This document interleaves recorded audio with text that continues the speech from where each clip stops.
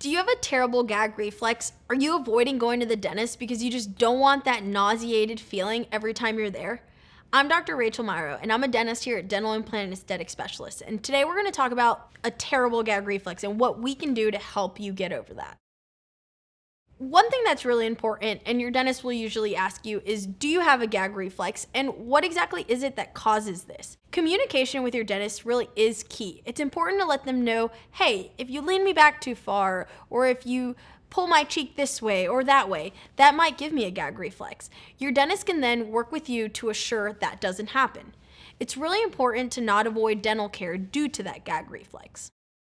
There's a lot of things that your dentist can kind of explain to you to help you get over that. Some things can be breathing techniques, relaxation techniques, chair position. Sometimes depending if the dentist sits you up a little bit further, leans you back some, those things can all affect your gag reflex and make sure that you do have a comfortable experience while in the dental chair.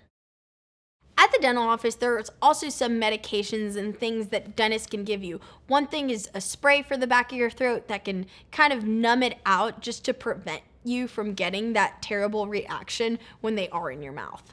Other things that I like to tell patients is maybe we can distract you while we do this quick little procedure in order to help minimize that gag reflex. I'll tell patients, lift up your left arm, wiggle your toes, think about something funny, we'll raise the music in the room, give you nice headphones, tell you to hum a song. Things like that can actually really help you avoid that gag reflex because it distracts your mind and doesn't let you think about the fact that maybe you do feel a little nauseated.